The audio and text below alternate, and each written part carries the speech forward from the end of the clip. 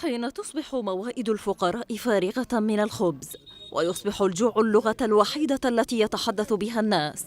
لا تجد ميليشيا الحوثي ما تواجه به صرخات المواطنين سوى الهروب إلى التصعيد، في محاولة يائسة لدفن أزماتها تحت دخان الصواريخ وصرف الأنظار عن واقع يزداد انهيارا يوما بعد آخر. أنا اللي قلت أنا جاوع. من قلب المناطق المنكوبة بالميليشيا خرجت مقاطع مصورة تختصر حجم الكارثة، وجوه شاحبة وأصوات مكسورة وشهادات يملأها الوجع تكشف أن الناس بلغوا مرحلة لم يعد فيها الجوع ليحتمل، وأن الحياة تحولت إلى معركة يومية من أجل البقاء في ظل غياب أبسط مقومات العيش وانهيار كل ما يحفظ كرامة الإنسان.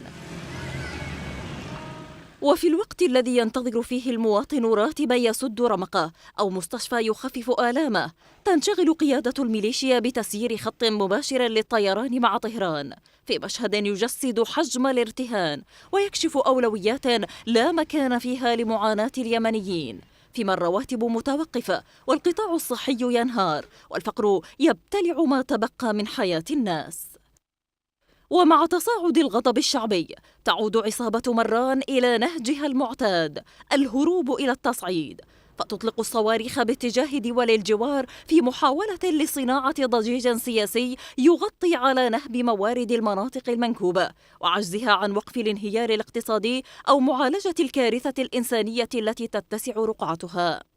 سنوات من الانقلاب الحوثي لم تنتج سوى وطن مثقل بالخراب ومواطن محاصر بالجوع ودولة دفعت قسرا إلى العزلة، بعدما صدر مشروع الكهنوت فرص التنمية وحول اليمن إلى ساحة مفتوحة للحرب يدفع فيها المواطن ثمن المغامرات من لقمة عيشه ومن صحته ومن مستقبل أطفاله.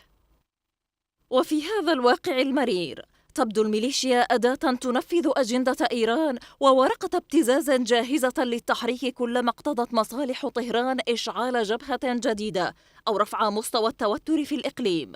فيما يتحول اليمنيون إلى رهائن لحسابات لا تمت إلى وطنهم ولا إلى تطلعاتهم بأي صلة. ليبقى السؤال الأهم: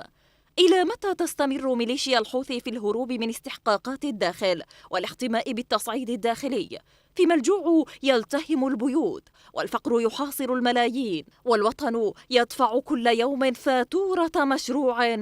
لا يجلب سوى المزيد من الخراب؟